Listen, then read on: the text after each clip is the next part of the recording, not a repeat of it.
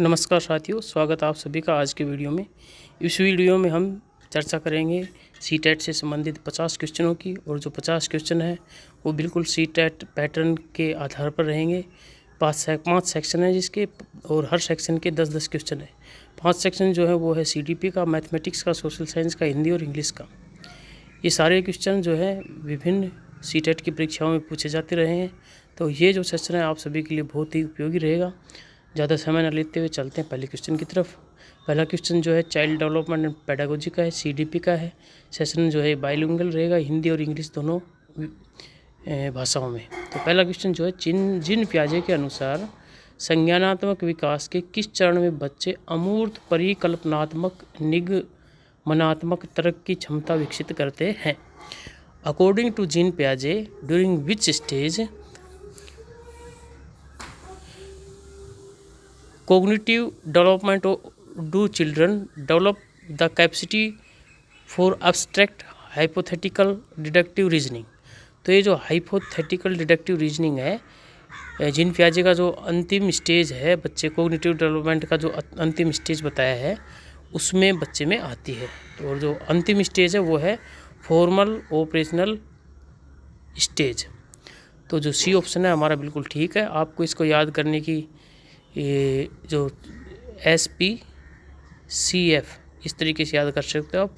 Sensory motor stage, pre operational stage, concrete operational stage और formal operational stage. तो अंतिम जो स्टेज है वो है फॉर्मल ऑपरेशनल स्टेज। तो हमारा जो सी ऑप्शन है वो बिल्कुल ठीक है। सी ऑप्शन के साथ चलते हैं आगे की तरफ। इस सेशन में जो बहुत ही महत्वपूर्ण बात मैं आपको बताने या जो दी गई है वो है क्रिएटिव एक्सप्लेनेशन, तुलनात्मक व विश्लेषणात्मक व्याख्या हिंदी और इंग्लिश में। जो साथी इंग्लिश मीडियम से दे रहे हैं उनके लिए भी बहुत उपयोगी सेशन है, क्योंकि सवाल जो है इंग्लिश मीडियम में भी है और उनका जो विश्लेषण है वो भी इंग्लिश मीडियम में है। तो चलते हैं नेक्स्ट क्वेश्चन की तरफ। नेक्स्ट क्वेश्चन है हमारे सामने, लेव वाइगोत्स्की के सिद्धांत में वयस्कों द्वारा दी जाने वाली सहायता, जिसे बच्चे के वर्तमान प्रदर्शन के स्तर से मेल खाने के लिए समायोजित किया जाता है, कहलाती है। In Lev Vygotsky's theory, the assistance provided by adults that is adjusted to match the current level of the children's performance is called। तो जो सहायता प्रदान की जाती है वो स्कैफोल्डिंग कहलाती है। पाठ, ढांचा, मचान हिंदी में इसको बोलते हैं और इंग्लिश में बोलते हैं स्कैफोल्डिंग। तो ये जो स्कैफोल्डिंग का जो क्वेश्चन है बार बार पूछा जाता रहा है, और ये अस्थायी सहायता दी जाती है बच्चे को जब बच्चा दिए गए कार्य में परेशानी महसूस करता है। तो जो अस्थायी सहायता दी जाती है उसे स्कैफोल्डिंग कहते हैं। जब बच्चा उस कार्य में बिल्कुल महारत हासिल कर लेता है तो हम वो जो उसको सहायता दी जाने वाली होती है उसको हटा लेते हैं। नेक्स्ट क्वेश्चन है हम सभी के सामने। नेक्स्ट क्वेश्चन है साथियों, लॉरेंस कोहलबर्ग के अनुसार नैतिक विकास के किस चरण में व्यक्ति अपने द्वारा चुने गए नैतिक सिद्धांतों और सार्वभौमिक न्याय के आधार पर कार्यों का निर्णय करते हैं। According to Lawrence Kohlberg, at which stage of moral development do individuals जज actions based on self chosen ethical principle and universal justice. तो साथियों हमें पता है लॉरेंस कोहलबर्ग ने मॉरल डेवलपमेंट थ्योरी दी है। मतलब इस लॉरेंस कोहलबर्ग ने बताया कि जो इंसान है वो अपना जो नैतिक निर्णय जो है समय समय पर उसका जो जैसे जैसे उम्र बढ़ती है तो उसको जो नैतिक निर्णय लेने के जो आधार हैं वो बदलते रहते हैं।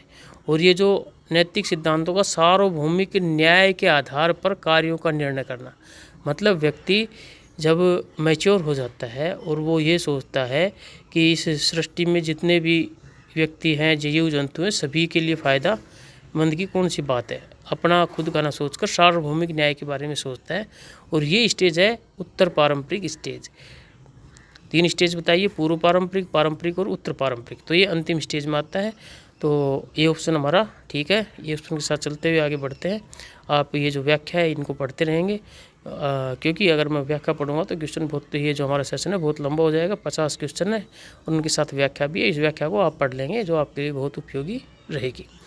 नेक्स्ट क्वेश्चन है साथियों, निम्नलिखित में से कौन सा समावेशी शिक्षा का मूल दर्शन है? तो समावेशी शिक्षा का मूल दर्शन यही है कि समावेशित शिक्षा जो की जो कक्षा है उसमें सभी प्रकार के बच्चे एक साथ पढ़ें। सभी प्रकार के बच्चों से मतलब है ऐसे बच्चे जो हाशिए पर धकेल दिए गए हैं, जिनमें दिव्यांग बच्चे हैं, ऐसे बच्चे जो जिनके माता पिता कभी स्कूल में गए ही नहीं, उनके बच्चे हैं, कुछ असाक्षर माता पिता के बच्चे हैं। तो उनमें उनको मतलब उनकी जो शैक्षिक व्यवस्था है वो अन्य बच्चों से कम होती है। इस कारण से उनको ये कहा जाता है कि हाशिए पर धकेल दिए गए हैं।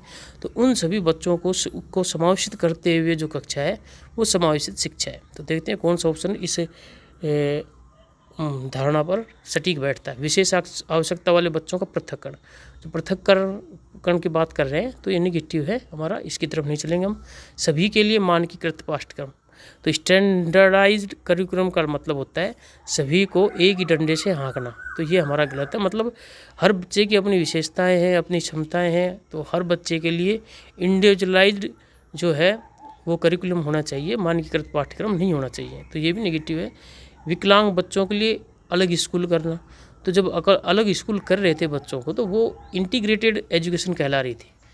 अब चूंकि ये व्यवस्था नहीं है, अब तो जो सामान्य स्कूल है उसी में दिव्यांग बच्चे हैं और अन्य बच्चे सभी को एक साथ पढ़ाया जाता है।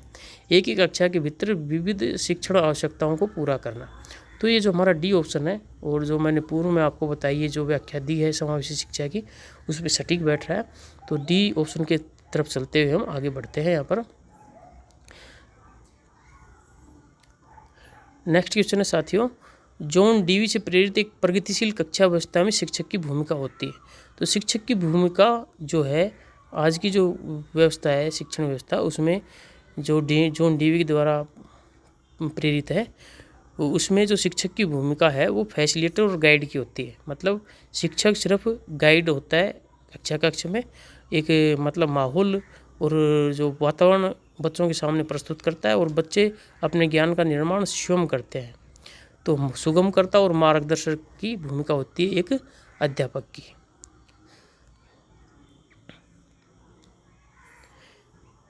नेक्स्ट क्वेश्चन है साथियों, एक बच्चा जो पर्यावरण में नेविगेट करने, मानचित्र पढ़ने और मूर्तियों को आकार देने में असाधारण कौशल दिखाता है, उसके पास कुछ स्तर की होगी।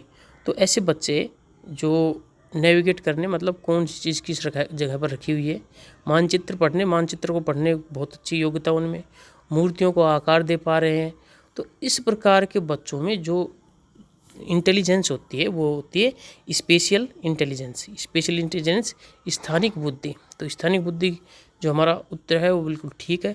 अंतर्व्यक्तिक बुद्धि जो है वो है ऐसी क्षमता किसी व्यक्ति में जो किसी दूसरे व्यक्ति की भावनाओं, उसकी क्षमताओं और उनकी दूसरे व्यक्ति का हम आकलन कर सकें, वो होती है अंतर्व्यक्तिक बुद्धि। भाषाई बुद्धि, आप जानते हो कि जो भाषा पे पकड़ होती है, व्यक्ति को अच्छा भाषण दे पा रहे हैं, अपनी बात को बहुत ही सुंदर तरीके से और आकर्षक तरीके से रख पा रहे हैं, वो भाषाई बुद्धि है।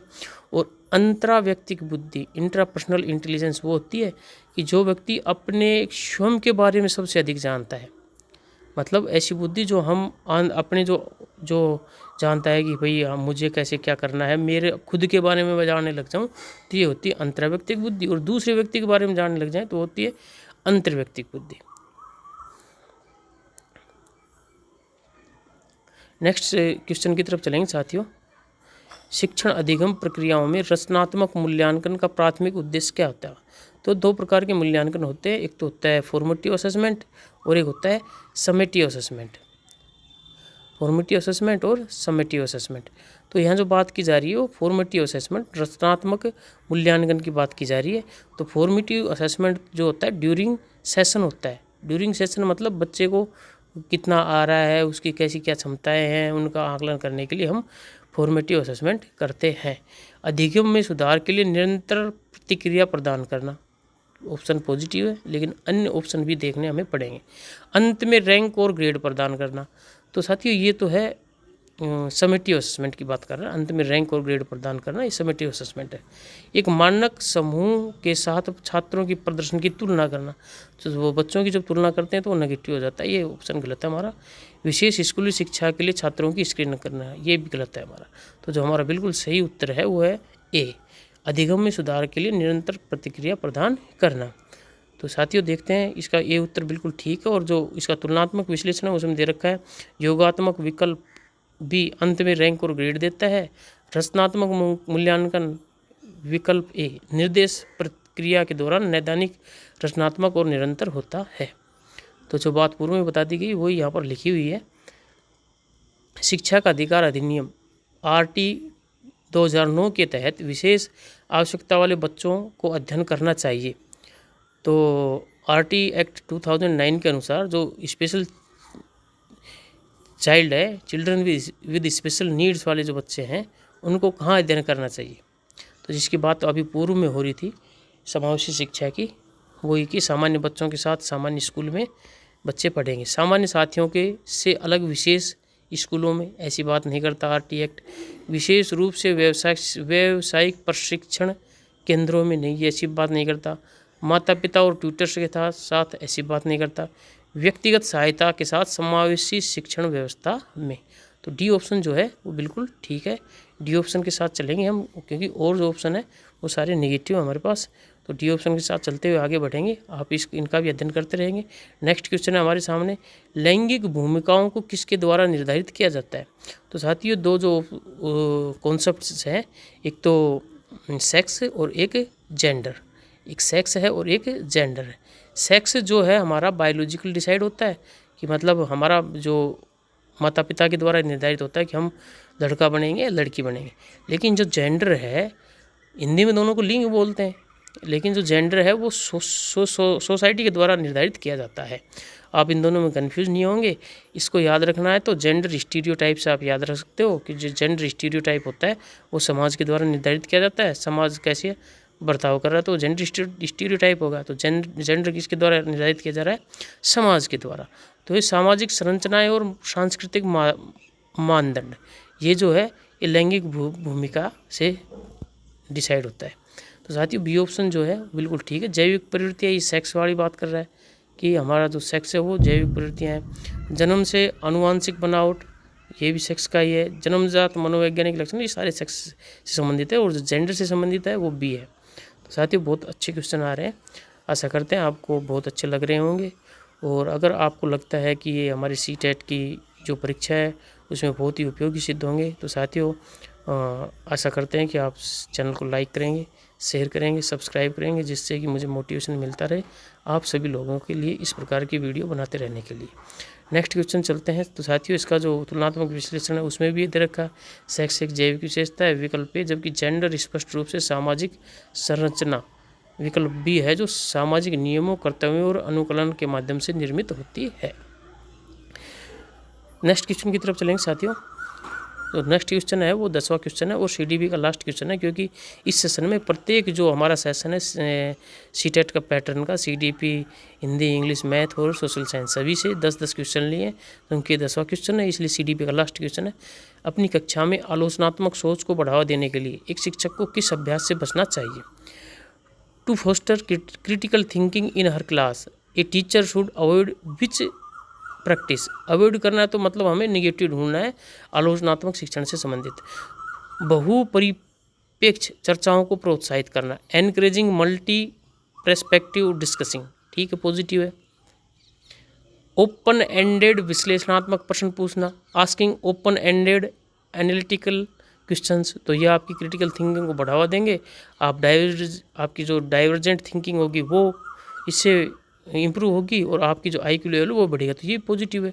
हमें नेगेटिव ढूंढना है, किससे बचना है, मतलब नेगेटिव ढूंढना है। विशुद्ध रूप से समयबद्ध रटने पर जोर देना, stressing purely on time bound rote recall, मतलब बच्चे को ऐसे रटने के लिए बोलना कि भाई आपको कल तक ये इतने तक टेबल याद करनी, वो टाइम बाउंड रोट लर्निंग होगी, तो वो नेगेटिव है। इस प्रकार की जो थिंकिंग और टीचिंग वो बिल्कुल आज के परिप्रेक्ष्य में नेगेटिव है। कुछ समय तक इस प्रकार का शिक्षण किया जाता रहा है, लेकिन आज का जो परिप्रेक्ष्य है, जो रचनावादी शिक्षण का जो जोर है, उसमें इस प्रकार की जो व्यवहारवादियों की जो सोच है उसको हम अप्लाई नहीं करते। वास्तविक दुनिया से केस स्टडी प्रदान करना, तो ये भी पॉजिटिव है। तो आपको अगर आलोचनात्मक सोच को बढ़ावा देना है तो ये जो रटने वाली प्रवृत्ति है इससे बचना पड़ेगा। तो हमारा सी ऑप्शन है बिल्कुल ठीक है यहाँ पर। और सी ऑप्शन के साथ चलते हुए साथियों हम जो हमारा जो पहला सेशन है उसको हमने कंप्लीट कर लिया है। और दूसरा जो सेशन है वो है section 2 mathematics and pedagogy bilingual, जो दोनों भाषाओं में हमने दे रखा है। कौन सा कथन स्कूल स्तर पर गणित पाठ्यक्रम की प्रकृति का सबसे अच्छा वर्णन करता है? तो कौन सा इनमें से कौन सा कथन है जो गणित पाठ्यक्रम की मैथ करिकुलम की प्रकृति नेचर का सबसे अच्छा वर्णन करता है? तो साथियों देखते हैं कौन सा ऑप्शन बिल्कुल पॉजिटिव है। यह श्रेणीबद्ध, तार्किक और गहराई से परस्पर जुड़ा हुआ है। ठीक है, बिल्कुल गणित का जो पाठ्यक्रम होता है आपस में पाठ जो है एक दूसरे से जुड़े हुए होते हैं, श्रेणीबद्ध होते हैं, तार्किक होते हैं। जैसे आपने पहले हम काउंटिंग सीखते हैं, उसके बाद जोड़ सीखते हैं, घटाओ गुणा भाग, तो ये आपस में एक दूसरे से इंटर रिलेटेड होते हैं। इसमें केवल एक अलग थलग कंप्यूटेशनल सूत्र शामिल है, नेगेटिव है, ऐसा कुछ नहीं होता। यह पूरी तरह से व्यक्तिपरक है और इसमें व्यवस्थित संरचना का अभाव है। मतलब व्यक्तिपरक मतलब इंडिविजुअल है, बच्चे के एक बच्चे के लिए नहीं, मतलब ये ऐसा नहीं है। और व्यवस्थित संरचना होती है गणित में क्या, ये विशेष रूप से प्रमाणों के यांत्रिक संस्मरण पर निर्भर करता है। तो ये भी हमारा नेगेटिव है। और जो हमारा जो पॉजिटिव ऑप्शन है ए है, ये श्रेणीबद्ध है, तार्किक और गहराई से परस्पर जुड़ा हुआ है। तो पहला क्वेश्चन का जो ए आंसर है वो बिल्कुल ठीक है हमारा। और इसका जो तुलनात्मक विश्लेषण है उसको भी देख लेते हैं। सूत्रों को गिनना, गणित को केवल गणना तक सीमित करना। गणित वास्तव में एक सुंदर श्रेणीबद्ध पदानुक्रम जहां उन्नत विषय जैसे बीजगणित, बुनियादी अंकगणित पर गहराई से निर्भर करते हैं। तो दूसरा क्वेश्चन है इसका गणित पेडागोजी का, वो है हमारा प्राथमिक कक्षा से मतलब कक्षा 1 से 5 तक में किस वैचारिक क्षेत्र को सिखाने के लिए डाइन्स ब्लॉक का सबसे प्रभावी ढंग से उपयोग किया जाता है? तो डाइन्स ब्लॉक जो होते हैं वो स्थानीय मान, ज्यामिति, समरूपता और पैटर्न नहीं, ये इसमें नहीं किया जाता भाई। स्थानीय मान, जोड़ घटाओ, मीट्रिक इसमें किया जाता है, स्थानीय मान और जोड़ घटाओ में। मीट्रिक इकाइयों की रूपांतरण तालिका नहीं, प्रायिकता में नहीं किया जाता इसका, प्रोबेबिलिटी में। तो जो बिल्कुल सही ऑप्शन है वो है बी, डाइन्स ब्लॉक। मतलब ये ब्लॉक होते हैं उनको, जैसे आपके पास एक ब्लॉक है, इकाई के लिए आप एक रख दोगे, और बड़ा ब्लॉक है दहाई के लिए मतलब एक है, तो और बड़े 2 ब्लॉक है और एक छोटा ब्लॉक है, तो यहाँ 21 हो गया। दहाई के लिए 2 है और इकाई के लिए 1 है। तो ऐसे ब्लॉक होते हैं डाइन्स ब्लॉक, और उनको आप स्थानीय मान, जोड़ घटाव के लिए आप उपयोग कर सकते हो। और तुलनात्मक विश्लेषण में दे रखा है, तुलनात्मक विश्लेषण टैंग्राम समरूपता के लिए होते हैं। विकल्प ये है डाइन्स ब्लॉक स्थानीय मान और दाएं की अवधारणाओं को स्पष्ट करने के लिए कंक्रीट इकाइयों, रोड्स और क्यूब्स का उपयोग करते हैं। तो जैसा बताया हमने पहले पूर्व में चर्चा की है, वैसा ही विश्लेषण में बता रखा है। वैन हिले के ज्यामितीय विचार के मॉडल के अनुसार, वैन हिले साहब ने ज्यामितीय विचार का मॉडल दे रखा है कि बच्चा जो ज्यामितीय आकृतियाँ हैं उनको प्रारंभ में कैसे देखता है और उसके बाद समय समय से उसकी जो देखने का जो नज़रिया है वो कैसे बदलता है। मॉडल के अनुसार एक छात्र जो विशुद्ध रूप से अपनी संवेदी दृश्य विशेषताओं के आधार पर, संवेदी दृश्य विशेषताओं के सेंसरी मोटर्स जो स्टेज है उसकी बात कर रहा है, और वो शुरू में होती है आधार पर किसी आकृति की पहचान आयत के रूप में करता है, वह किस स्तर पर है। A student who identifies a shape as a rectangle based purely on sensory visual characteristics. Sensory visual से जब बच्चा किसी आकृति को पहचान रहा है तो वो पहला स्टेज होगा, स्टेज 1 दृष्टिकरण विजुअलाइजेशन। तो हमारा जो पहला ऑप्शन सी है वो बिल्कुल ठीक है।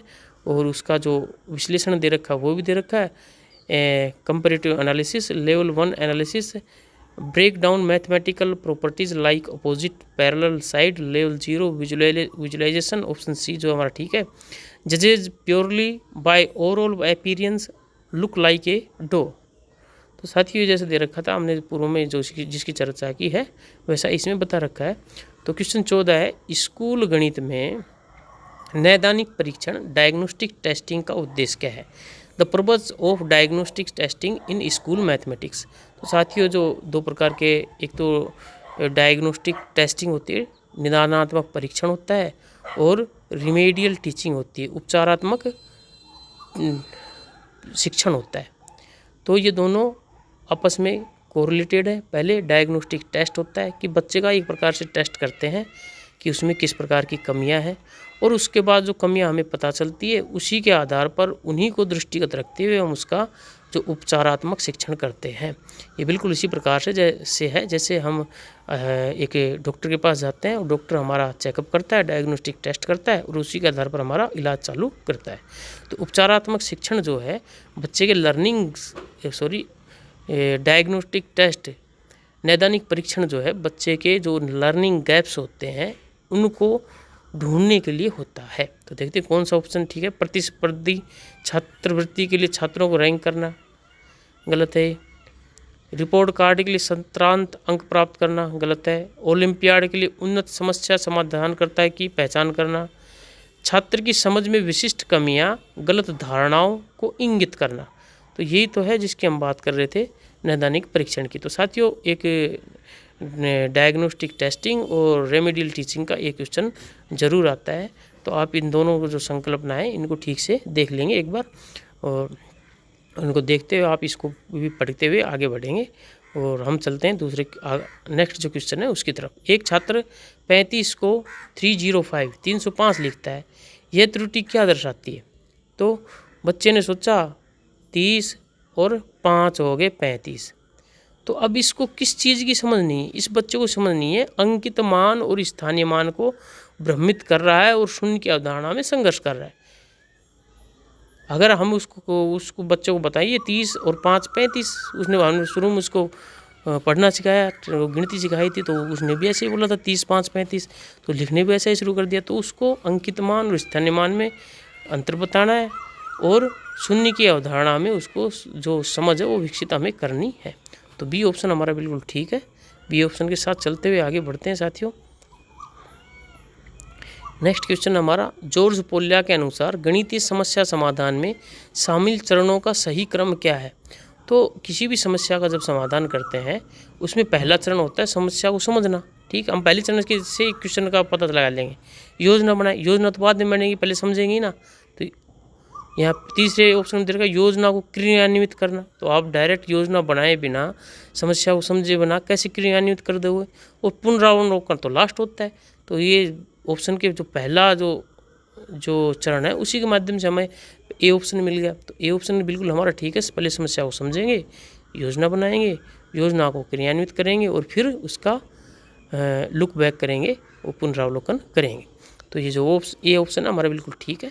और इसी के साथ हम चलते हैं नेक्स्ट क्वेश्चन की तरफ साथियों। प्राथमिक स्तर पर 1/2 और 2/4 की तुल्यता की अवधारणा को पेश करने के लिए निम्नलिखित में से कौन सा सबसे अच्छा सक्रिय उपकरण है? तो इंग्लिश में दे रखा है इसको एक बार। Which of the following is the best active tool to introduce the concept of equivalence of fraction 1/2 and 2/4 at primary level. मतलब बच्चे को हमें समझाना है साथियों कि 1/2 और 2/4 ये क्या है?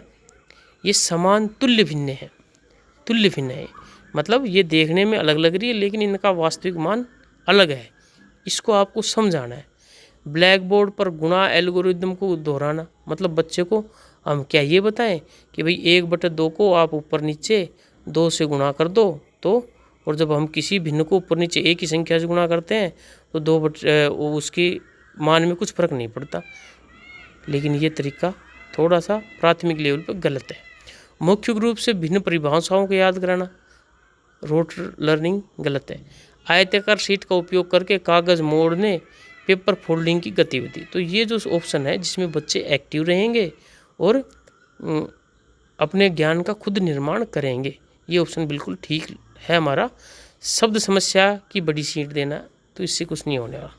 तो ये ऑप्शन जो है ये ऑप्शन थोड़ा ठीक था, लेकिन तुलनात्मक रूप से जो सी ऑप्शन है ये हमारा बिल्कुल ठीक है। तो सी ऑप्शन की तरफ चलते हुए हम आगे बढ़ते हैं यहाँ पर। तो आप तुलनात्मक विश्लेषण को भी पढ़ते हुए आगे बढ़ेंगे साथियों। नेक्स्ट क्वेश्चन हमारा, एक शिक्षक कई विशिष्ट उदाहरण प्रस्तुत करके एक गणितीय नियम पेश करता है जिसमें छात्रों को अपने दम पर सामान्यीकृत पैटर्न खोजने का मार्गदर्शन मिलता है। कौन सी विधि लागू की जा रही है? तो साथियों, दो विधियां हैं, एक आगमन विधि और एक निगमन विधि। तो जिस प्रकार से आगमन और निगमन विधि, तो जिस प्रकार से मैंने पूर्व में बताया आपको कि रेमेडियल टीचिंग और डायग्नोस्टिक टेस्ट दोनों को भी आप ठीक से पढ़ोगे, उसमें से एक क्वेश्चन आता है और लगभग पूरे क्वेश्चन में आपको, पूरे पेपर में इन दो विधियों से आपको एक क्वेश्चन किसी न किसी सेक्शन में 100% मिलता है। तो आप ये जो दोनों विधियां हैं इनको ठीक से पढ़ेंगे और ठीक से इनको एक बार इनका विश्लेषण कर लेंगे। तो आगमन विधि में पहले उदाहरण प्रस्तुत किए जाते हैं, बच्चे के सामने उदाहरण दिए और बच्चा उदाहरणों के साथ सामान्यीकरण करता है, मतलब उदाहरणों से नियम खुद बनाता है। और निगमन विधि में नियम पहले दिए जाते हैं, इसमें शुरू का जो अक्षर है वो नी है, तो आप इससे याद कर सकते हैं। निगमन विधि में पहले नियम दिए जाते हैं और इतना याद रख लीजिए कि जब इंग्लिश में आएगा तो निगमन को डिडक्टिव मेथड बोलते हैं। तो आप इन तीनों को ऐसे याद कर सकते हो कि निगमन को डिडक्टिव बोलते हैं और निगमन में शुरू में नी है, तो इसमें शुरू में नियमों की बात करेंगे हम, और आगमन में पहले उदाहरणों की बात करते हुए सामान्यीकरण करेंगे, मतलब नियम बनाएंगे। तो यहाँ पर जो दे रखा है, उदाहरण पहले प्रस्तुत किए जा रहे हैं और गणितीय नियम पेश करता है जो अध्यापक है वो। तो कौन सी विधि का लागू की जा रही? आगमन विधि का प्रयोग कर रहा है अध्यापक, पहले उदाहरण दे रहा है और फिर नियम पेश कर रहा है। तो आगमन विधि बी ऑप्शन हमारा बिल्कुल ठीक है साथियों। ये जो ये आगमन निगमन है, आप इसको एक बार ठीक से देख लेंगे क्योंकि ये बहुत ही महत्वपूर्ण है। स्कूली ज्यामिति में जियोजेब्रा जैसे गतिशील सॉफ्टवेयर के उपयोग की अत्यधिक सिफारिश की जाती है क्योंकि ये है। तो साथियों, देखते हैं जियोजेब्रा क्या है और कौन सा ऑप्शन हमारा पॉजिटिव है। तो पॉजिटिव ऑप्शन के माध्यम से हम उत्तर की तरफ बढ़ेंगे। कक्षाओं में शिक्षकों को पूरी तरीके से प्रतिस्थापित करना। क्या शिक्षक को कोई ऐसी व्यवस्था है, ऐसी टेक्नोलॉजी है कि शिक्षक को पूरी तरीके से प्रतिस्थापित कर देगी? शिक्षक क्लास में रहेगा ही नहीं और वो टेक्नोलॉजी से बच्चे पढ़ते रहेंगे, ऐसा अभी तो हुआ नहीं है, तो ये नेगेटिव है भैया। गणित में छात्र की गणना गति को कम करना। तो गणना गति को कम करके भैया हम क्या करेंगे छात्र? ये नेगेटिव है, गलत है ये तो। विशुद्ध रूप से मनोरंजन के उद्देश्यों के लिए है, विशुद्ध रूप से मनोरंजन। तो विशुद्ध अगर ऐसे करता मनोरंजन के साथ बच्चे पढ़ रहे हैं तो पॉजिटिव हो जाता है, लेकिन ये करा कि केवल मनोरंजन के लिए उपयोगी, नहीं, ये भी नेगेटिव हो गया। छात्रों को हेर फेर के माध्यम से, ये हेर फेर जो शब्द है ना, ये इंग्लिश में always student to explore mathematical concept dynamically through manipulation हेर फेर, मैनिपुलेट करके, मतलब भाई इधर उधर करके आप जो समस्या है उनको कर रहे हो, अवधारणाओं का पता लगाने की अनुमति देता है। तो डी ऑप्शन हमारा बिल्कुल ठीक है यहाँ पर, और सारे ऑप्शन नेगेटिव है चूंकि, तो डी ऑप्शन हमारा पॉजिटिव और डी ऑप्शन हमारा बिल्कुल ठीक है साथियों। तो डी ऑप्शन के साथ चलते हुए हम आगे बढ़ेंगे। आप इसको तुलनात्मक विश्लेषण को भी देख लेंगे, आपके लिए बहुत ही उपयोगी है ये सेशन। प्रश्न संख्या 20, ये गणित का जो अंतिम सवाल है इस सेशन का। प्राथमिक छात्रों के बीच गणित की चिंता को कम करने के लिए निम्नलिखित में से कौन सी रणनीति सबसे उपयुक्त है? मतलब आप कक्षा 1 से 5 तक के अध्यापक हैं, प्राथमिक छात्रों को पढ़ा रहे हैं और आपको बच्चों में गणित की चिंता को कम करना है। मतलब बहुत से बच्चे होते हैं गणित से बिल्कुल डरते हैं भाई, उनमें गणित कमज़ोर होता है और जो अध्यापक पढ़ाने वाला है वो भी रोट लर्निंग पे ज़्यादा जोर देता है। इस कारण से कुछ बच्चे जो कॉन्सेप्ट है उनको रट नहीं पाते और बच्चे कमज़ोर रह जाते हैं। तो आप कैसे करेंगे? मान लीजिए आप अध्यापक बन गए, रोज़मर्रा के अनुभवों में चिन्हित सहयोगी संदर्भगत समस्या कार्यों का उपयोग करना तो जो contextual problem task rooted in everyday experience, ये पॉजिटिव बिल्कुल। इस प्रकार का जो ऑप्शन आएगा किसी भी समस्या से संबंधित, वो पॉजिटिव रहेगा सीटेट में, कि बच्चे को लर्निंग करानी है कॉन्टेक्चुअल, मतलब उसके दैनिक जीवन से जुड़ी हुई समस्याओं को ही हल कराना है। नियमित रूप से अचानक आश्चर्य, तो आप उसका जो सडन सरप्राइज टेस्ट लोगे तो उससे कुछ गणित की जो चिंता है वो कम थोड़ी होगी, बढ़ेगी उससे। तो क्लास बुलेटिन बोर्ड पर सार्वजनिक रूप से रैंक घोषित करना, ये भी नेगेटिव है भैया। सटीकता सुनिश्चित करने के लिए त्रुटियों को तुरंत दंडित करना भी नेगेटिव है। और शुरू में बता दिया था कि जो आपका जो कॉन्टेक्चुअल लर्निंग है और संदर्भगत समस्या कार्यों का उपयोग करना, ये बिल्कुल पॉजिटिव है। और इस प्रकार से अगर आप बच्चों को पढ़ाओगे तो बच्चों में गणित की जो चिंता है वो स्वाभाविक रूप से दूर हो जाएगी। नेक्स्ट क्वेश्चन है साथियों, एक प्रतिनिधि लोकतंत्र, ये एसएस के क्वेश्चन शुरू हो गए हैं हमारे। एक प्रतिनिधि लोकतंत्र, रिप्रेजेंटेटिव डेमोक्रेसी को प्रत्यक्ष लोकतंत्र, डायरेक्ट डेमोक्रेसी से अलग करने वाली प्रमुख विशेषता क्या है? तो साथियों हमें पता होना चाहिए, जो प्रतिनिधि लोकतंत्र होता है उसमें हम प्रतिनिधियों को चुनते हैं और वो आगे हमारे प्रतिनिधियों को और आगे चुनते हैं। जैसे हमने चुना विधायक, और विधायक से फिर जो मुख्यमंत्री है वो विधायक चुनते हैं, वो प्रतिनिधि लोकतंत्र की व्यवस्था है। और डायरेक्ट लोकतंत्र मतलब जितनी भी पोस्ट हैं लोकतंत्र में उन सभी के लिए वोटर डायरेक्ट वोट डालता है, वो डायरेक्ट वोटिंग हो गया। तो करने वाली प्रमुख विशेषता, तो यहाँ पर जो दे रखा है उसके आधार पर हम ऑप्शन की तरफ बढ़ते हैं। नागरिकों में मतदान के अधिकारों की पूरी तरीके से कमी होती है, ऐसा नहीं है। नागरिक प्रतिनिधियों को चुनाव करते हैं जो नीतियों पर मतदान करते हैं और कानून पारित करते हैं। तो हम जो अगर यही है जो इसका जो मूल अंतर है कि नागरिक प्रतिनिधियों को चुनाव करते हैं और जो नीतियों पर मतदान करते हैं और कानून पारित करते हैं। तो बी ऑप्शन हमारा बिल्कुल ठीक है। बी ऑप्शन के साथ चलते हुए आगे बढ़ेंगे साथियों। नेक्स्ट के जो सवाल है हमारा, पृथ्वी की पपड़ी के अंदर तरल मैग्मा या पिघले हुए लावे के तीव्र शीतलन और जमने की प्रक्रिया से कौन सी प्रकार की जो चट्टान बनती है, मतलब पृथ्वी के अंदर जो लावा होता है उसके जमने से। तो अवसादी चट्टानें समय समय के साथ अवसादों के निक्षेपण से बनती है। कायांतरित चट्टानें इसका उदाहरण नहीं है। जो आग्नेय चट्टानें हैं वो है इस प्रकार की चट्टानें जो पृथ्वी में लावे के ठंडा होने से बनती है, आग्नेय चट्टानें। और जीवाश्म चूना पत्थर, ये तो जीवाश्मों के से बनते हैं। नेक्स्ट क्वेश्चन हम साथियों हमारे सामने, ऋग्वेद एक प्राचीन भारतीय पाठ रचना है, मूल रूप से किस भाषाई प्रारूप में लिखी गई है? तो साथियों आपको पता होना चाहिए कि ऋग्वेद जो है जितने भी वो वैदिक संस्कृति से जुड़े हुए और इन भाषाई प्रारूप क्या है? वैदिक संस्कृत। तो वैदिक संस्कृत हमारा ऑप्शन बिल्कुल ठीक है। नेक्स्ट क्वेश्चन की तरफ चलते हैं अब। सामाजिक विज्ञान की कक्षा में एक संरचित भूमिका निर्वहन, रोल प्ले, रणनीति को नियोजित करना किसके निर्माण के लिए अत्यधिक प्रभावी है? In a social science class employing a structured role play strategy is highly effective for building. मतलब बच्चों को पढ़ा रहे हो आप कोई भी पाठ और उसमें बच्चों को क्या है, रोल प्ले करा रहे हो।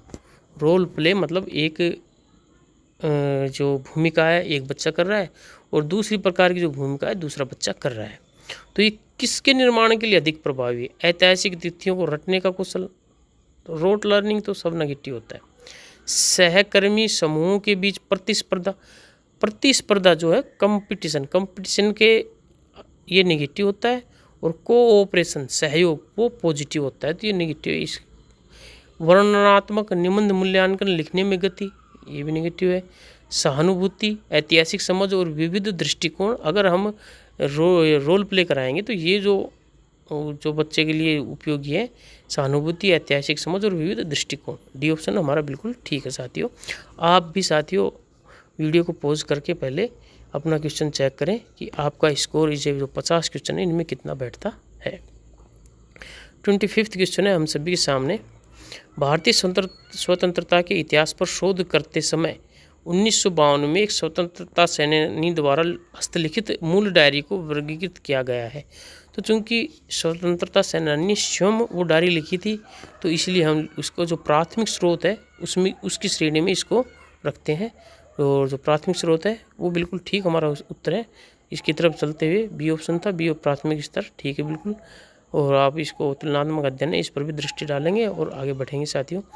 वैश्विक भूगोल सिखाने के लिए कक्षा में फ्लैट मानचित्र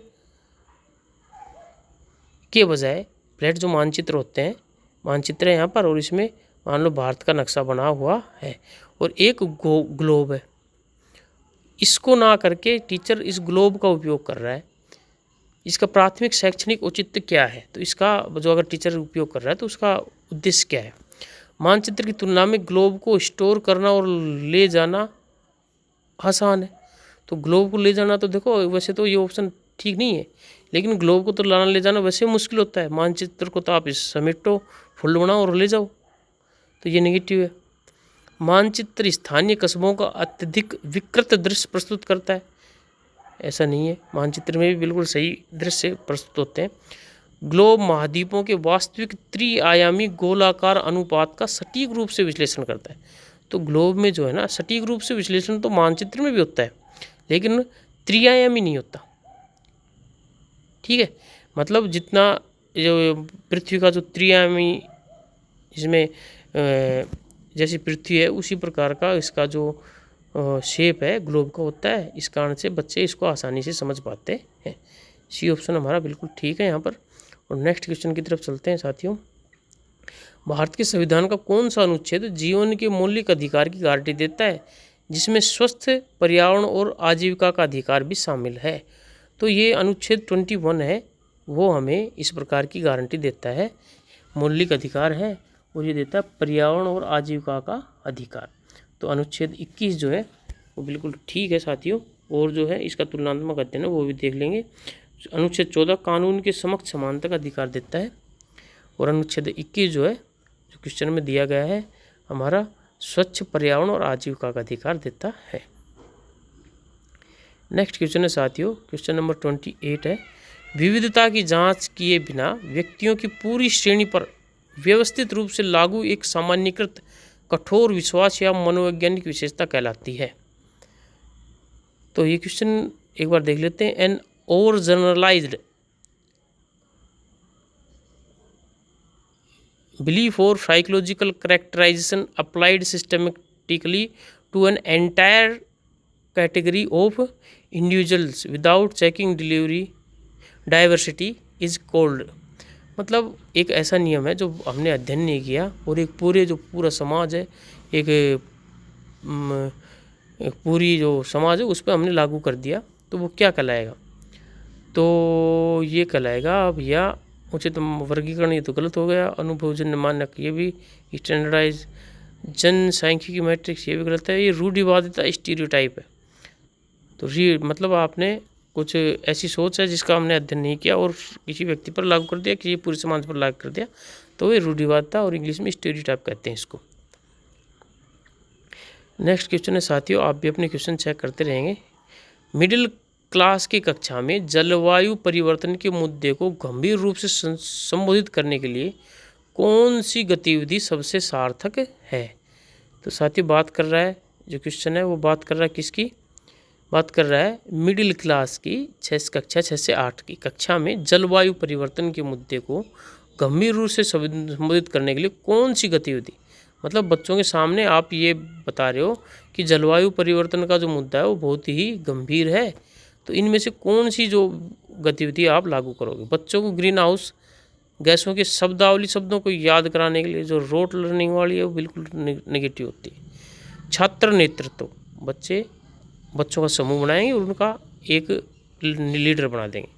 वाले क्षेत्र सर्वेक्षणों के माध्यम से स्थानीय कचरा निपटान प्रभावों की जांच करना। तो ये आपने कॉन्टेक्चुअल लर्निंग की जो बात आ गई कि बच्चे का जो उसका पर्यावरण है, वातावरण है, उसके माध्यम से उसके जो कॉन्सेप्ट है वो विकसित किए जाएं। तो बी ऑप्शन बिल्कुल पॉजिटिव है। बिना किसी बातचीत के व्यावसायिक रूप से मुद्रित चार्ट पर, ये नेगेटिव होगा। पाठ्यपुस्तकों से सीधे नोट्स छात्र लोगों में लिखवाना, ये भी नेगेटिव होगा साथियों। तो जो हमारा बिल्कुल ठीक ऑप्शन है बी है, और क्योंकि ये जो बी है वो कॉन्टेक्चुअल लर्निंग की बात कर रहा है। नेक्स्ट साथियों नेक्स्ट सवाल है सामाजिक विज्ञान में सतत और व्यापक मूल्यांकन। तो ये जो CCE का क्वेश्चन है ये भी निश्चित रूप से एक क्वेश्चन आता है, तो और आपको CCE का पूरा पता होना चाहिए। कंटिन्यूअस एंड कॉम्प्रिहेंसिव इवेल्युएशन मौलिक रूप से किसे प्राथमिकता देता है? ये प्रशासनिक प्रदर्शन के लिए मासिक रैंकिंग सूची बनाना, औपचारिक लिखित परीक्षाओं की मात्रा बढ़ाना, नहीं। संज्ञानात्मक मतलब बच्चे की सोचने समझने तर्क करने की क्षमता, भावात्मक इमोशनल और मनोप्रेरणा डोमेन के समग्र विकास का मूल्यांकन। तो ये कॉम्प्रिहेंसिव इवेल्युएशन तो है ही, समग्र इवेल्युएशन मूल्यांकन तो है ही, और उसी की बात यहाँ की गई है। भौगोलिक मानचित्रों की दृश्य स्मृति याद रखने का परीक्षण, तो ये भी नेगेटिव है। तो सी ऑप्शन हमारा बिल्कुल ठीक है। सी ऑप्शन के साथ हम यहाँ पर साथियों चलते हैं। और जो नेक्स्ट क्वेश्चन है वो है हमारा हिंदी लैंग्वेज और पेडागोजी से संबंधित है, और इनको करते हैं यहाँ पर और देखते हैं पहला सवाल क्या है। बच्चे अपने परिवेश से स्वाभाविक रूप से भाषा अर्जित करते हैं, ये प्रक्रिया क्या कहलाती है? तो बच्चे जब अपने परिवेश में स्वाभाविक रूप से जो भाषा अर्जित करेंगे, जो अपनी मातृभाषा सीखेंगे, उसे कहते हैं भाषा अर्जन। भाषा अर्जन, लैंग्वेज एक्विजिशन। ये और जो हम स्कूल में जाके सीखते हैं किसी भाषा को, वो लैंग्वेज लर्निंग हो जाता है। तो भाषा अर्जन और भाषा अधिगम दोनों में मूलभूत अंतर यही है परिवेश का। तो ये जो हमारा ए ऑप्शन है, क्योंकि स्वाभाविक रूप से बच्चा सीख रहा है अपने परिवेश में, तो ये भाषा अर्जन लैंग्वेज एक्विजिशन हो गई है।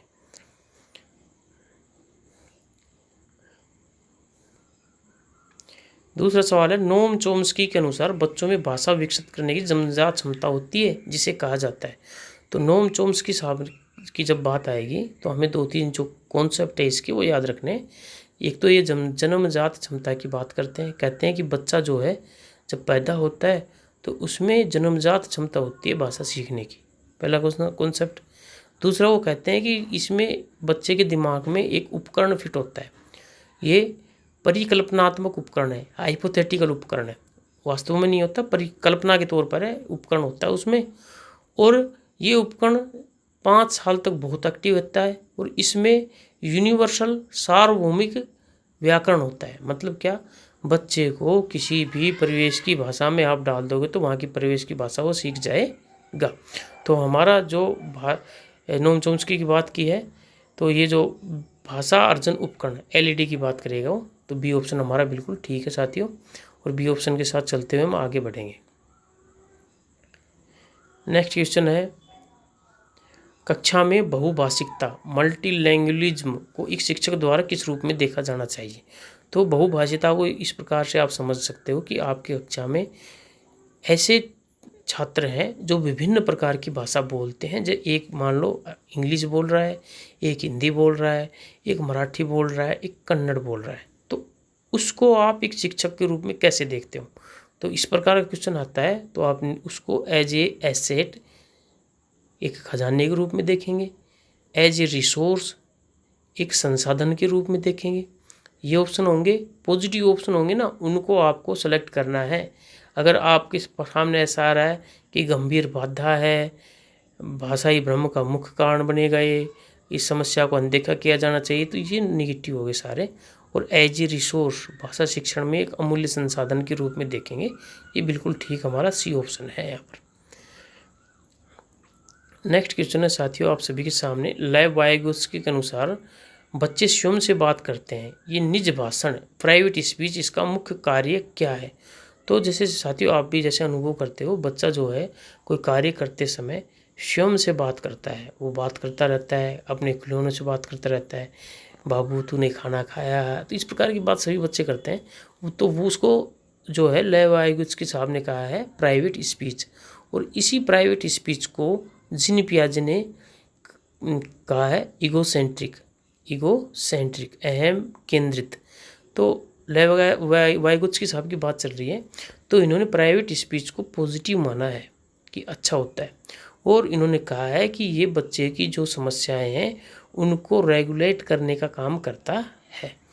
दूसरों का ध्यान अपनी ओर आकर्षित करना, ये उद्देश्य नहीं होता बच्चों का, ये अपने अहम केंद्रित स्वभाव को प्रदर्शित करना, इसकी बात करते हैं जीन पियाजे। अपनी मानसिक बीमारी को व्यक्त करना, ये मानसिक बीमारी नहीं होती, ये हम सभी जो बड़े हो जाते हैं उनमें भी होती है प्राइवेट स्पीच। मान लो आप गाड़ी चला रहे हो और आप मोड़ते समय गाड़ी को गलत मोड़ दिया, तो आप खुद से बात करते, अरे ऐसे मत नहीं करना था तुझे, तो वो आपकी प्राइवेट स्पीच थी। वो बच्चों में ज़्यादा होती है, आप में वो समय के साथ इनर स्पीच का रूप धारण कर लेती है। आप फिर बात ऐसे मौखिक रूप से बात नहीं करते हो, अंदर अंदर बात करने लग जाते हो। तो ये जो हमारा जो डी ऑप्शन है, अपने स्वयं के कार्य को व्यवहार को विनियमित करना, डी ऑप्शन हमारा बिल्कुल ठीक है साथियों। नेक्स्ट क्वेश्चन है, अब यहाँ पर हम 35 क्वेश्चन की तरफ बढ़ चुके हैं और लगभग 15 क्वेश्चन बचे हैं साथियों। आशा करते हैं आपको ये सेशन बहुत ही अच्छा लग रहा होगा और ये तो निश्चित है कि आपकी सीटेट की तैयारी में ये बहुत ही उपयोगी सिद्ध होगा। उपचारात्मक शिक्षण रेमेडियल टीचिंग का मुख्य उद्देश्य क्या है? तो जो इसकी बात हम पहले कर चुके हैं। तो उपचारात्मक जो शिक्षण होता है वो बच्चे के लर्निंग्स गैप्स जो होता है उनको दूर किया जाता है, विद्यार्थियों की अधिगम संबंधी कमियों को दूर करना। और इनकी पहचान किससे की जाती है? डायग्नोस्टिक टेस्ट से। तो ये ऑप्शन हमारा बिल्कुल ठीक है साथियों। नेक्स्ट क्वेश्चन की तरफ चलेंगे। अब पठन कौशल में सबसे महत्वपूर्ण तत्व क्या है? तो बच्चे की जो स्किल्स होती है वो उनकी बात कर रहा है पठन कौशल। पठन कौशल का मतलब ये है कि बच्चा पढ़ते हुए उसका जो मीनिंग है, उसका जो अर्थ है, उसको भी ग्रहण करता जाए, ये होता है पठन कौशल।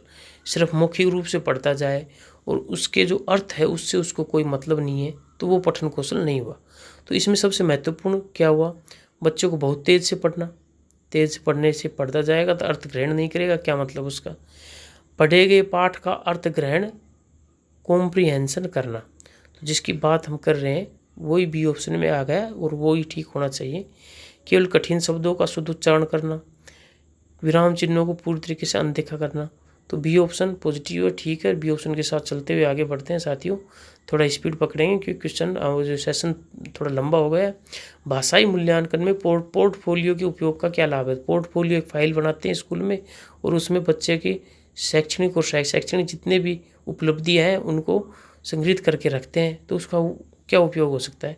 इसमें शिक्षक का समय बचता है, कोई रिकॉर्ड नहीं रखना पड़ता, समय शिक्षक का बचाना नहीं है, हमें शिक्षक को भी बच्चों के साथ इंगेज करना है। यह केवल एक दिन के प्रदर्शन पर परीक्षण करता है, नेगेटिव है। ये बच्चे के क्रमिक भाषाई विकास का एक संचयी रिकॉर्ड प्रदान करता है। तो सी ऑप्शन बिल्कुल ठीक है हमारा। और सी के साथ चलते हुए हम आगे बढ़ेंगे साथियों। 38वां क्वेश्चन जो है वो है प्राथमिक स्तर पर बाल साहित्य। प्राथमिक स्तर मतलब कक्षा 1 से 5 तक बाल साहित्य बच्चों को हम किताबें देते हैं स्कूल में, बाल साहित्य से संबंधित के चयन का मुख्य आधार क्या होना चाहिए? अगर बच्चे को किताबें वितरित कर रहे हैं तो उसको चयनित करते समय मुख्य आधार क्या होना चाहिए? पुस्तक का बहुत छोटा और रंगीन होना, देखते हैं आगे। और उसके उसमें केवल नैतिक उपदेश होना, ऐसा भी नहीं है। लेखक की अत्यधिक प्रसिद्धि, ऐसा भी कुछ नहीं है। बच्चों के अनुभव से जुड़ी ज्ञानवर्धक और रोचक सामग्री, तो बच्चों के अनुभव से जुड़ी ज्ञानवर्धक और रोचक सामग्री, ये पॉजिटिव ऑप्शन है। और डी ऑप्शन के साथ चलते हुए साथियों आगे बढ़ना हमें। नेक्स्ट क्वेश्चन हम सभी के सामने। सतत व्यापक मूल्यांकन के संदर्भ में व्यापक शब्द का मतलब यही है शैक्षिक और सहशैक्षिक सभी प्रकार का जो मूल्यांकन है वो हमें करना है। तो जो शैक्षिक और सहशैक्षिक दोनों क्षेत्रों का मूल्यांकन करेंगे, ये व्यापक। और सी दो जो कंटिन्यूस लगातार का मतलब है बच्चे का लगातार करना है। तो ए ऑप्शन के साथ आगे बढ़ते हैं साथियों। 40वां क्वेश्चन हम सभी के सामने। व्याकरण शिक्षण की वह विधि जो उदाहरणों से शुरू होकर नियमों की ओर बढ़ती है। तो उदाहरणों से नियमों की तरफ बढ़ने वाली विधि, आगमन और निगमन विधि के दोनों के बारे में हम पूर्व में चर्चा कर चुके हैं। अगर उदाहरणों से नियमों की तरफ बढ़ रही है तो ये आगमन विधि होगी हमारी, बी ऑप्शन ठीक है। और चलते हैं आगे की तरफ। नेक्स्ट क्वेश्चन है साथियों अकॉर्डिंग टू, ये जो हिंदी के क्वेश्चन हमारे कंप्लीट हो चुके हैं और सेक्शन 5 जो अंतिम 10 क्वेश्चन है वो बचे हुए हैं साथियों। और वो है इंग्लिश पेडागोजी और इंग्लिश लैंग्वेज के। According to Noam Chomsky, children possess innate biological capacity acquire language through an internal mechanism called. तो नोम चॉम्स्की की जब बात आएगी तो हमने बता दिया पहले, ये इनेट एबिलिटी की बात करेंगे, LAD की बात करेंगे, लैंग्वेज एक्विजिशन डिवाइस। और ये 0 से 5 साल तक बहुत ज़्यादा एक्टिव रहता है, इसमें यूनिवर्सल ग्रामर रहता है। ये 4-5 बात आपको इनको याद रखनी है और उसी से आपका आंसर पकड़ में आ जाएगा। तो मैकेनिज्म की जो बात कर रहे हैं वो LAD है, language acquisition device, LAD। C option हमारा बिल्कुल ठीक है। और सी ऑप्शन के साथ बढ़ते हुए आगे बढ़ेंगे हम साथियों। तो ये जो 4-5 बातें हर शिक्षाविधि के बारे में आपको याद रखनी है। फॉर्मेटिव असेसमेंट, एक समेटिव असेसमेंट होता है और एक फॉर्मेटिव असेसमेंट होता है। फॉर्मेटिव असेसमेंट ड्यूरिंग सेशन होता है, फॉर्मेटिव असेसमेंट ड्यूरिंग सेशन सत्र के दौरान, और समेटिव असेसमेंट वार्षिक परीक्षा के तौर पर आप जान सकते हो। तो यहाँ पर की गई समेटिव असेसमेंट फॉर्मेटिव असेसमेंट की बात, English language classroom should be strategically targeted eight. तो इसका टारगेट क्या होता है, monitoring learning process and providing qualitative feedback. ठीक है, लग रहा है आंसर ये होना चाहिए। अवार्डिंग रैंक्स, तो ये रैंक देना और समूह बनाना, ये सब क्या है, नेगेटिव होते हैं। कंपेयरिंग लर्नर्स को कंपेयर करना, ये भी नेगेटिव है। मेमोराइजिंग हिस्टोरिकल कर, ये रोट लर्निंग आ गई, ये भी नेगेटिव है। तो ए ऑप्शन जो है हमारा बिल्कुल ठीक है साथियों। ए ऑप्शन के साथ चलते हुए आपको आगे बढ़ना है। और क्वेश्चन 43 आ गया हमें सभी के सामने। In language learning which group of macro skills is classified precisely as receptive skill. तो 4 प्रकार की जो स्किल्स है, LSRW से आप इसको याद कर सकते हो। Listening, speaking, reading and writing. इनमें जो रिसेप्टिव स्किल्स है वो कौन सी है, हम लिसन करते समय रिसीव करते हैं बातों को, और रीड करते समय रिसीव करते हैं बातों को। तो लिसनिंग और रीडिंग जो है वो रिसेप्टिव स्किल्स हैं, और ये क्या है, ये प्रोडक्टिव स्किल्स है दोनों। इनको आप ध्यान रखोगे तो बी ऑप्शन ठीक है हमारा। बी ऑप्शन के साथ चलते हुए आगे बढ़ना है साथियों। Stephen Krashen's input hypothesis postulates that second language acquisition happens when the learner is exposed to comprehensible input which is represented as। तो स्टीफन क्रेसन साहब ने जो अपनी जो सेकंड लैंग्वेज एक्विजिशन की बात की, सेकंड लैंग्वेज एक्विजिशन, उन्होंने बताया कि जो उस बच्चे की सेकंड लैंग्वेज होती है, सेकंड लैंग्वेज मतलब आप स्कूल में गए और वहाँ आपने इंग्लिश सीखी, कोई और लैंग्वेज सीखी मातृभाषा के अलावा, वो आपकी सेकंड लैंग्वेज होती है। और सेकंड लैंग्वेज हम लर्न करते हैं, उसका अधिगम करते हैं। और स्टीफन क्रेसन साहब ने बताया कि जो सेकंड लैंग्वेज है उसको भी एक्वायर किया जा सकता है, उसका भी अर्जन किया जा सकता है, अगर उसका जो परिवेश है, वातावरण है, वो बिल्कुल समृद्ध बनाया जाए, प्रिंट रिच बनाया जाए, तो बच्चे सेकंड लैंग्वेज को भी अर्जित कर सकते हैं। और उन्होंने कॉम्प्रीहेंसिबल इनपुट की बात की है, I+1 की बात की है, मतलब बच्चा जो करंट लेवल है उससे एक कदम ज़्यादा हमें उसको इनपुट देना है। मतलब आपको जो कुछ आ रहा है उससे थोड़ा सा ज़्यादा बच्चे को जो आ रहा है उससे एक कदम बच्चे को देना है, आगे देना है। तो I+1 वाला जो हमारा just 1 step beyond current comprehensive level, या I-1 है, इससे आपको भ्रमित नहीं होना है। I+5 ये बहुत ज़्यादा चला गया, बच्चा कुछ नहीं ग्रहण कर पाएगा इससे। और जो स्टेज पे, उसी स्टेज पे आप पढ़ाते रहोगे तो बच्चे का विकास नहीं होएगा। तो जिस स्टेज पे उससे एक कदम आगे आपको उसको इनपुट देना है, जिसे कॉम्प्रिहेंसिबल इनपुट का है स्टीफन क्रेसन साहब ने। तो साथियों तो डी ऑप्शन वो बिल्कुल ठीक है। आशा करते हैं आपको बिल्कुल समझ में आ रहा होगा सेशन।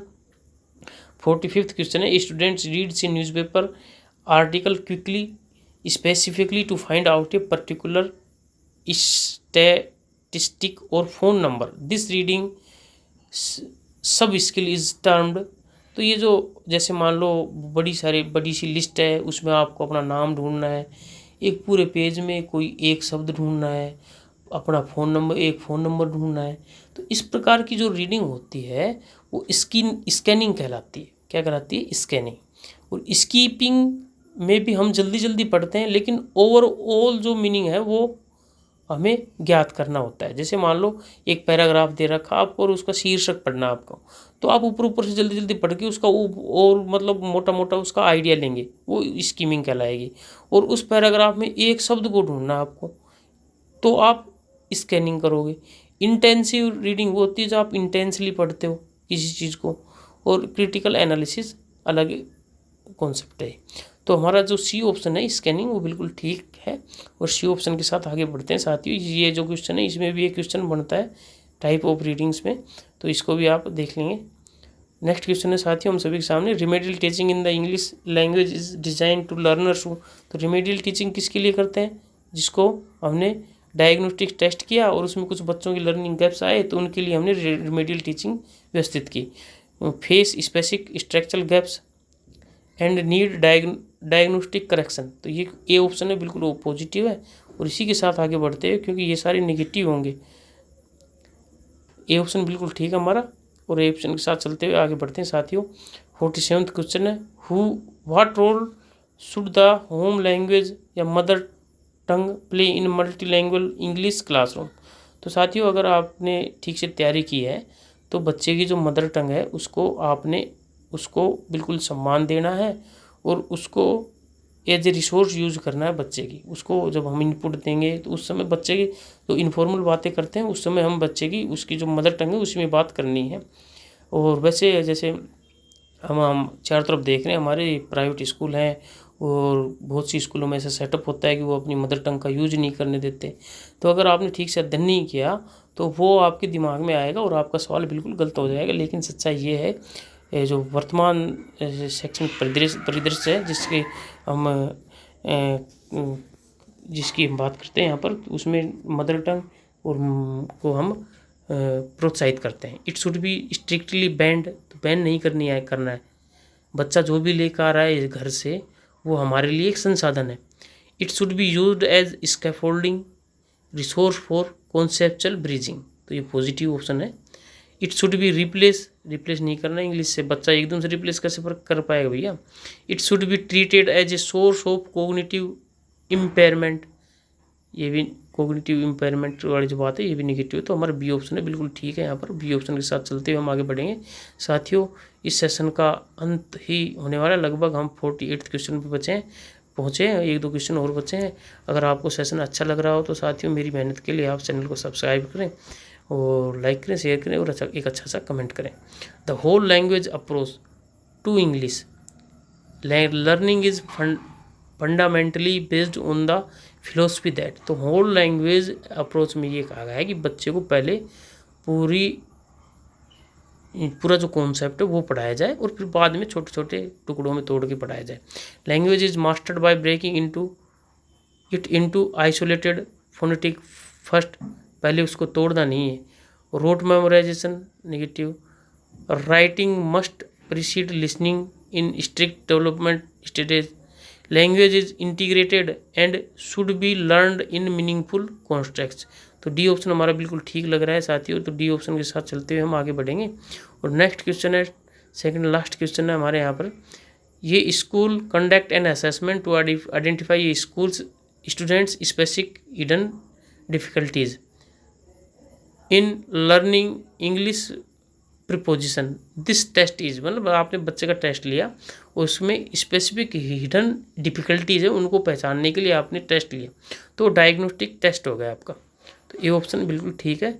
इसके बारे में बहुत से सवालों में हमने बात कर ली है, ज़्यादा बात नहीं करेंगे। नेक्स्ट क्वेश्चन है हमारा, the task based language learning TBLL emphasise which pedagogical view point. तो टास्क बेस्ड मतलब बच्चे को कुछ एक ऐसी टास्क देनी है, मतलब आपका एक टास्क है कि बच्चे में लर्निंग एबिलिटी डेवलप करनी है। तो देखते हैं कौन सा ऑप्शन, रोट ड्रिल, तो ये नेगेटिव को तो काट दिया करो। Rote drill, imitation, translation of complex literacy text sentence by sentence, ये इससे संबंधित नहीं। Engaging in functional authentic communicative target task, तो सी ऑप्शन हमारा बिल्कुल ठीक है साथियों। सी ऑप्शन के साथ चलते हुए आगे बढ़ेंगे। और इस तरीके से साथियों हमारे जो 50 क्वेश्चन है वो कंप्लीट हो चुके हैं। आशा करते हैं आपको ये सेशन बहुत अच्छा लगा होगा और आपकी सीटेट की तैयारी में बहुत ही उपयोगी सिद्ध होगा। तो अगर आपको ये सेशन अच्छा लगा है तो मेरे चैनल को सब्सक्राइब करें और मुझे प्रोत्साहन दें, जिससे मैं आपके लिए नई वीडियो बनाता रहूँ। और इसी के साथ मैं इस सेशन को समाप्त करता हूँ। धन्यवाद आप सभी का।